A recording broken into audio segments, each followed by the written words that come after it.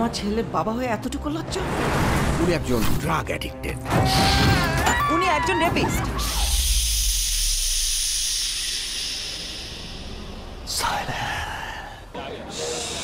সাকিব খানের অ্যাক্টিং অনেক ইমপ্রুভ করেছে, আশা করছি সামনে আরো ভালো কিছু দেখতে পাবো। আমাদের এই বাংলাদেশের মুভির গ্রেড বা মানে এখন যেটা ছিল আগে, এটা কিন্তু এখন প্রতিনিয়ত আপডেট হচ্ছে। সাকিব খান যতদিন নিজেকে এইভাবে ফিট রাখতে পারবে ততদিন আমরা চাই ততদিনে এরকম ছবি করে যাক।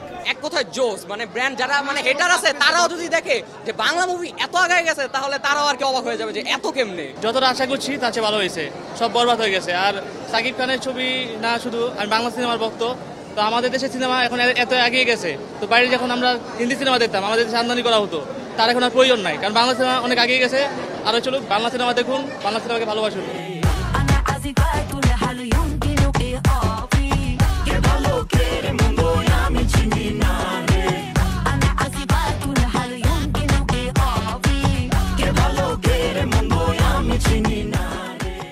ফার্স্ট টাইম আমার সাকিব খানটা অনেক বেশি ভালো লেগেছে, সো আমি জাস্ট ওকে দেখতেই আছি। একদম বাংলাদেশের ইতিহাসে সেরা, এর উপর আর কোনো অভিনয় না।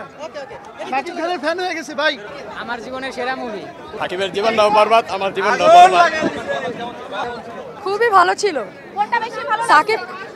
সাকিব খানের লাস্ট মোমেন্টটুকু অসাধারণ, এক্সিলেন্ট এক্সিলেন্ট। ছবি একের ছবি ভাই, কাঁপাই দিছে, পুরা কাঁপাই দিছে, মাথা নষ্ট ছবি।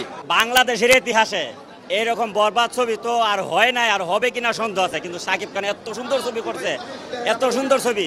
এই ছবি আমরা দীক্ষা মুক্ত, একদমই মুক্ত। এটা যে আরো কতবার দেখা হইব, একদম ভাইরাল হয়ে যাবো ভাই। অ্যাকশনটা অসম ছিল, রোমান্টিসিজম বেস্ট পোর্ট্রে করা হয়েছে, এন্ড ওভারঅল ট্র্যাজিক এন্ডিং ছিল। এটা কিছুটা আপসেটিং লাগছে। ডায়লগুলো অস্থির ভাই, বাংলা সিনেমা এটাকে বলে বাংলা সিনেমা। এতদিন যা দেখছি ভুংবাং। আপনি যদি বলেন এটা বলিউডে কোনো মুভির লাগে মিলান, এটা কম হবে না। জিল্লু মালটা দে তো, ফ্যান হয়ে যাবে সবাই। অ্যামেজিং, এত অস্থির ছবি আমি আমার লাইফে দেখি নাই, আজ প্রথম দেখলাম। অস্থির, পুরো তামিলে ফেল গেছে প্রত্যেকটায়, কোনোটাতে কোনোটা কমতি নাই। পুরো ছবিতে দারুণ অভিনয়, যিশুতে ওয়াও। শুরু থেকে শেষ পর্যন্ত আমার মনে হয় যে বসবে, আমি বিরতিতে উঠি নাই, 15 মিনিট ওইখানেই ছিলাম। একটা মানুষ কি করতে পারে একটা মানুষের জন্য, এই মুভি দেখলে বোঝা যাবে। বরবাদের কাহিনী দেখলে মনে হবে যে আরো একবার আসি। নায়িকাকে গুলি করছে, কিন্তু লাস্টে যখন হেলিকপ্টার আনতে বলছে এই জিল্লু হেলিকপ্টার খবর দে, এটা খুবই ভালো লাগছে। যেরকম আমরা রেসপেক্ট করছি যে এই সিনেমাটা খুবই ভালো হবে, ওরকম খুবই ভালো হয়েছে। ঈদ উপলক্ষে যে এত সুন্দর একটা সিনেমা দেবে আমরা ধারণা করি না কখনোই। আমার লাইফে দেখা বেস্ট সিনেমা, এমন সিনেমা মনে হয় না আর কেউ করতে পারবে, মানে বেস্ট একবারে। সাকিব খান যে সুপার হিরো এটা বুঝিয়ে দিয়েছে। আলহামদুলিল্লাহ, অনেক অনেক ভালো লাগছে। টিকিটের দাম বাড়ানো উচিত প্রত্যেকটায়, কোনোটাতে কোনোটা কমতি নাই। পুরো ছবিতে দারুণ অভিনয়, যিশুতে ওয়াও। প্রত্যেকটা জিনিসই মানে কোনোটার মধ্যে মানে কোনোটাকে দেখে কোনোটাকে চুজ করা যাবে না এক কথায়। আর দ্বিতীয় কথা, কোনোটা থেকে কোনোটাকে কম নাম্বার দেওয়া যাবে না। সব কিছু মানে ওভারঅল সব কিছু ভালো হয়েছে, 10-15। ছবিটা পুরো অস্থির। আমি একজন বলিউড ফ্যান, আজকে ঈদ উপলক্ষে আমি এই বাংলা সিনেমা দেখতে আসছি সাকিব খানের বরবাদ। ভাই আসলে ধরতে গেলে আমি বরবাদ বাংলাদেশে সাকিব খানের ছবির ফ্যান হয়ে গেছি। এখন আর বলিউডের থেকে আমার এই বাংলাদেশের ছবি এখন ভালো লাগে। আমি যদি না বাঁচি ওরে বাঁচতে দিব না। পর্যন্ত আমরা এমন ছবি দেখি নাই যে হলিউডের মতন ফেল। তুফান বলেন, বলেন, সব ছাড়াই গেছে, বরবাদ করে দিয়েছে। Just amazing movie. আপনি যদি বলেন এটা বলিউডে কোনো মুভির লাগে মিলান, এটা কম হবে না। এবং এখানে নতুন একটা ক্যারেক্টার ছিল জিল্লু, ওর ফ্যান হয়ে যাবে সবাই। জিল্লু মালটা দে তো, ফ্যান হয়ে যাবে সবাই। অ্যামেজিং, আশাবাদী আমরা জাতীয় চলচ্চিত্র পুরস্কার পাবো সাকিব খানের ছবির মাধ্যমে। লাস্ট যে সিনটা ছিল আপনারা মনে করেন যে মনে থাকতে হবে।